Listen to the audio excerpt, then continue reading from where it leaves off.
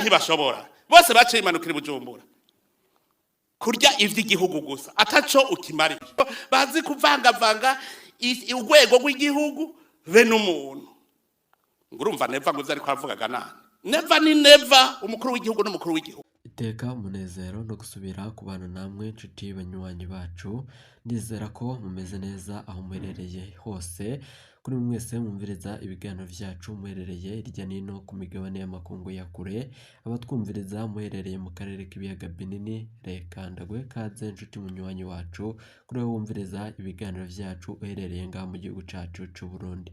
Kuri iri genekerezo turagarutse ngo tubashitse ko amakuru akomeye cyane ahejeje kudushikira mu gihugu c'u Burundi avurwa mu gisata ca politiki umutekano n'agateka kazina muntu.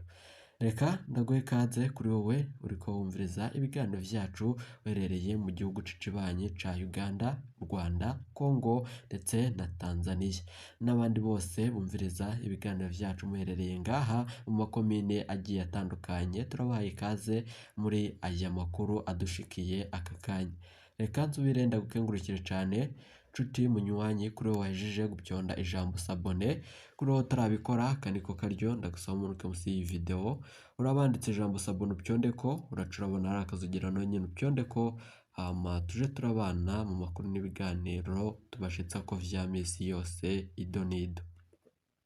Reka ingingo nkuru tuzitangurire ku makuru akomeye cyane ahejeje kudushikira ngaha mu gihugu c'u Burundi.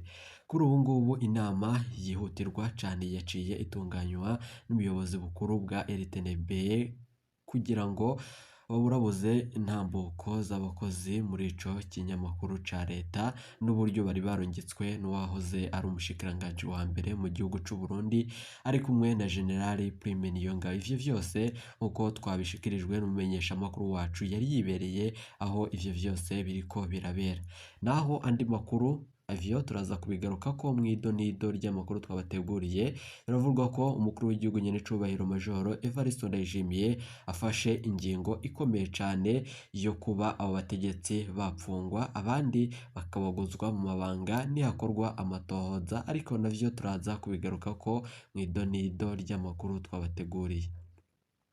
Andi makuru ahejeje kudushikira kuri ubu ngubu ibiziga 34 nivyo aka kanya bigarukanywe mu gihugu c'u Burundi vy'abasirikare bari bagiye kugarukana amahoro mu gihugu c'ibanyi ca Repubulika Iharanira Intwaro Rusangi ya Kongo.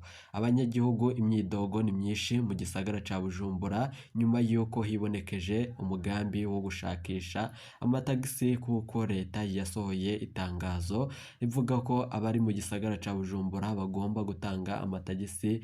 Vyose turaza kubigaruka ko mw'idonido ry'amakuru twabateguriye. Ibi vyose nkuko muriko muravyumviriza guhinga ngurukana bumenyi butandukanye y'imbondesha kure yanyu ari na yacu ya Burundi News TV. Ibintu birahejeje gukomera cyane mu gihugu c'u Burundi, ariko wowe ukurikirana ibi biganiro vyacu tugushitsa ko amakuru abakomeye cyane agezweho aka kanya. Ico usabwa no kumanuka musi y'iyi video ukarabanditse ijambo sabone upyondeko ugacurabona ari akazugira no nyene ugapyondako hama tukaje turabana mu makuru n'ibiganiro tutambutsa kuri iyi mbonesha kuri yacu ari nayo yanyu ya Burundi News TV.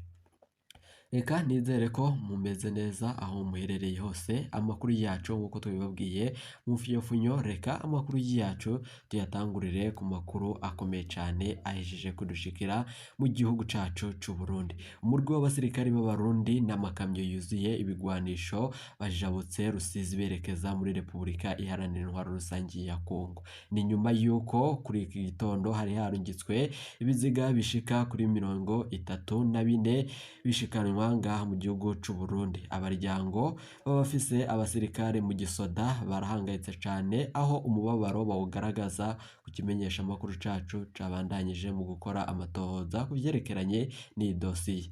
Abanyagihugu baridoga ko abo baryango bataronka amakuru y'ababo boba bararungitswe hama bakicwa. Ibi vyose reka turabigaruka ko mu makuru yacu idonido. Igihugu c'u Burundi cohereje abasirikare benshi cyane ku rubibe rwa Rusizi berekeza muri RDC. Ibi vyose reka tubigaruke ko mu makuru yacu, nyuma turaza kubabwira ivyerekeranye na RTNB n'ibijanye n'ibihejeje gushikira mu gihugu c'u Burundi. Ikompanyi yose y'abasirikare b'Abarundi yitwaje ibigwanisho binini cane n'ibito bito barabonywe ku nkengera y'uruzi rwa Rusizi, aho ni ku rubibe rwa RDC kw'ibarabara rya gatandatu ku mutumba Kaburanwa muri komine Buganda, intara ya Cibitoke, buraruko bushira uburengero bw'u Burundi. Kuri uyu wa kane hafi isaha 12 z'umugoroba bariko bajabuka Rusizi binjira muri Repubulika Iharanira Intwaro Rusangi ya Kongo.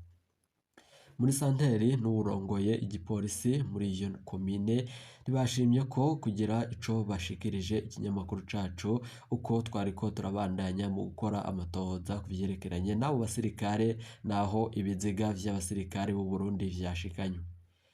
Kubw'isoko yacu n'isoko ryaho nyene biragaragaza ko abo basirikare b'u Burundi bari mu makamyo 4 yuzuye ibigwanisho, bakaba berekeje ku Rusizi kugira ngo bajabuke muri RDC. Abanyagihugu begereye urwo rubibe bategetswe kuvaho kugira ngo ntibabone uko abasirikare b'u Burundi bariko barajabuka berekeza muri Repubulika Iharanira Intwaro Rusangi ya Kongo, bivugwa n'isoko mu gipolisi. Ivyo vyose bishikirijwe nyuma yuko abagwanyi ba RD Tabara bahejeje gusohora itangazo giturumbuka bavuga ko bagomba gutera igihugu c'u Burundi bagafata ubutegetsi, intwaro ya nyenicubahiro Majoro Evariste Ndayishimiye igakurwako. Niho havuye inkuru ikomeye cane turibuze kubashitsa ko ijanye na Alengiyome Bunyoni, mwarumvirije ko yoba afasha kandi akaba akorana n'abagwanyi ba Red Tabara. Naho General Prime Niyongabo mwarumvirije ko yibonekeje mu mugambi ukomeye cane wo kuba yagerageza gutembagaza intwaro y'umukuru w'igihugu no kumugandagura, nubwo biriko birakwiragizwa mu gihugu c'u Burundi. Isoko ryaho nyene ryamenyesheje iki kimenyesha amakuru cacu ca Burundi News TV imbonesha kure imwe rudende igushitsa ko amakuru akomeye cane ko abo basirikare b'u Burundi bagiye i Goma, umugwa mukuru wa Nord Kivu, mu misozi migufi na miremire yo muri teritwari ya Uvira muri Sud Kivu mu buseruko bwa RDC. Iri soko ritomora kandi ko abo basirikare barungitsweyo mu mugambi wo gufashanya mu vya gisirikare hagati y'ivyo mu bihugu bibiri, bafise igikorwa co kugwanya umurwi wa M23 n'abagwanyi b'Abarundi benshi muri ako karere. Muribuka ko abo bagwanyi bavugwa ari Red Tabara yibonekeje igaba ibitero vyinshi ku banyagihugu nga mu gihugu cacu c'u Burundi. Birababaje cane vyo twaraye turonse muri aya makuru akomeye cane ahejeje kudushikira, ariko nanone turaza kubigaruka ko mw'idonido ry'amakuru yacu. Nubwo biruko amakenga ntabura mu banyagihugu, ivyo vyose kuko bibaye nyuma yuko ibiziga saga 434 arivyo bimaze gushitswa ngaha mu gihugu c'u Burundi vy'abasoda b'u Burundi vyagandaguriwe mu gihugu ca Kongo, bikozwe ngo n'abagwanyi mu migwano yari yabahuje mu gace ka teritwari ya Masisi, Canga na Rucuru. Ibi vyose nk'uko bivurwa n'umumenyesha makuru wacu akorera muri ako karere nyene. Nubwo biri uko amakenga ntabura mu banyagihugu baba mu nkengera, bama babona buri munsi hatahukanwa ibiziga vy'abasirikare b'u Burundi biciwe ku rubuga rw'intambara muri RDC.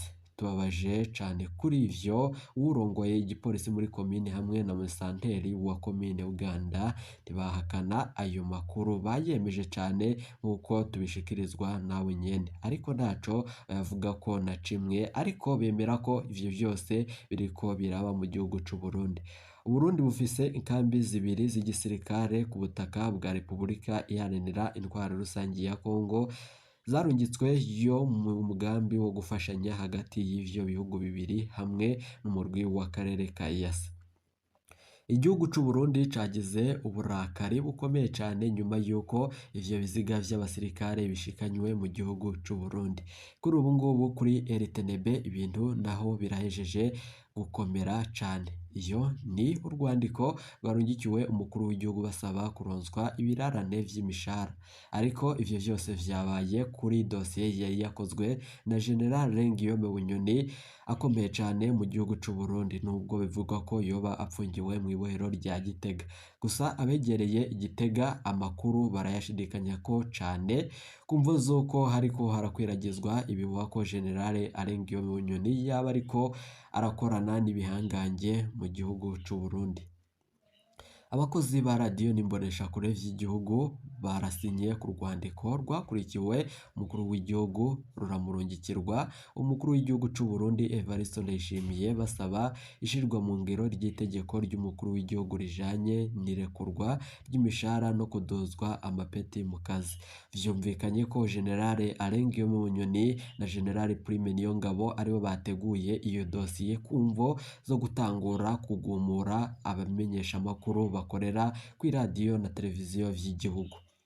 Turaza kubigaruka ko muri aya makuru urwo rwandiko rwashikirijwe umukuru w'igihugu ni uruhe, vyoba vyavuye ku zihe mvo n'ibice. Umutegetsi akomeye cane Gervais Ndakugarika, uwo ni Gervais Ndirakobuca batazira Ndakugarika, n'ici yoba yabivuze ko reka tubibashikirize muri aya makuru yacu. Ni nyuma y'ingingo y'inama nshikiranganji yo guhagarika itangwa ry'iyo mishahara. Inkuru ya Burundi News TV nk'uko amasoko yacu abimenyesha ivuga ko ibintu bihejeje kuyangara cane mu gihugu cacu c'u Burundi. Bivuga ko iradiyo n'imboneshakure vy'igihugu biri mu nzego 133 z'igihugu zifise amategeko adasanzwe ziriko zirasaba ishirwa mu ngiro ry'itegeko ry'umukuru w'igihugu ryo wa mbere Nyakanga umwaka w'ibihumbi 2023 kubijanye n'ibirarane ku mishahara. Hategetswe ko nk'uko twabishikirijwe n'umwe mu bamenyeshamakuru bakorera ku iradiyo na televiziyo y'igihugu, haravugwa ko ariko atashimye ko tumuvuga amazina yiwe kumvo z'umutekano wiwe. Haravugwa ko General Guillaume Bunyoni ari we washizeko amahera menshi cane yongera imishahara, abwira abamenyeshamakuru ko azobakubira ubugira gatatu ariko bagakora iyi migumuko. Niho baciye batangura kwandika uru rwandiko bashikirije umukuru w'igihugu nyenicubahiro Majoro Evariste Ndayishimiye. Hafi abakozi 400 kubw'urongoye iyo sendika barateye umukono kuri urwo rwandiko rwarungikiwe umukuru w'igihugu Ndayishimiye, nubwo abajijwe nanone abajeje intwaro kuri RTNB batavyemera.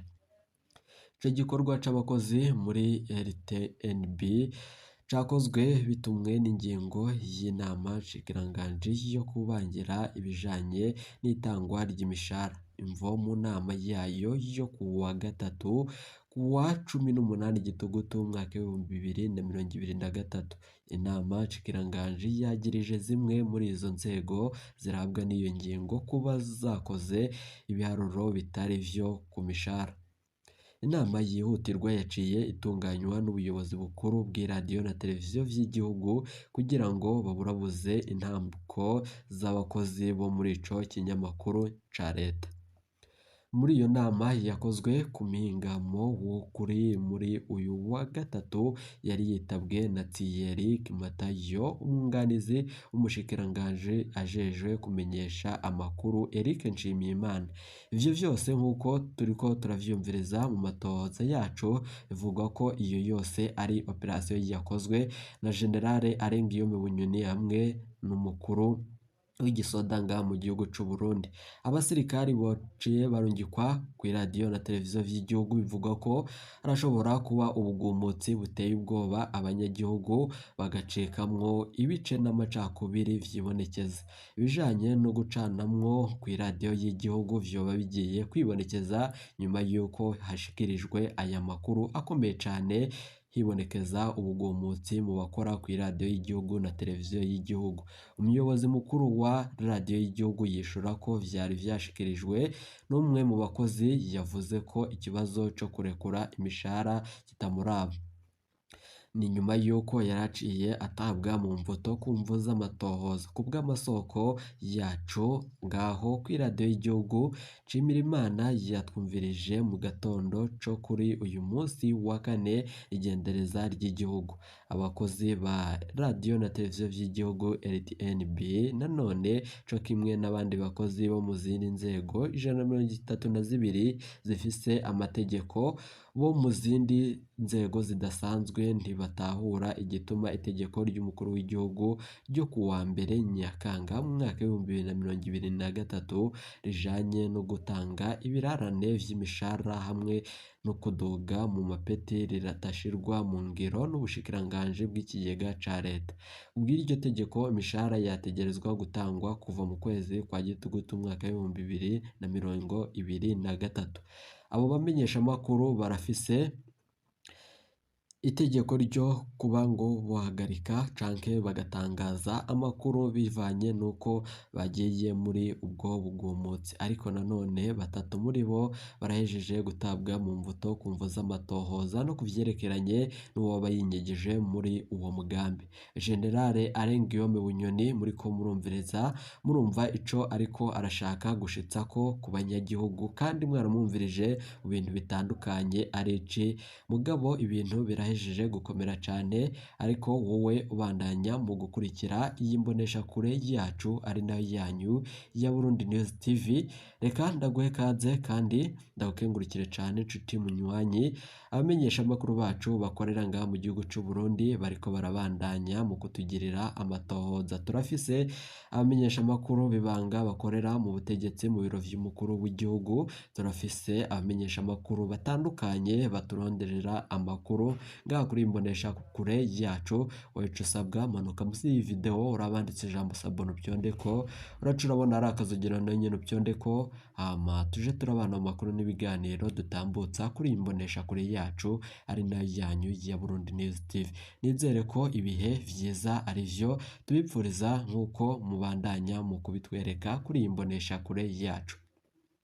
Mukanya nyuma y'amatohoza turagaruka tubashitsa ko amakuru avuye mu myanzuro umukuru w'igihugu nyenicubahiro Majoro Evariste Ndayishimiye ashize ahagaragara. Reka iyi ni Burundi News TV.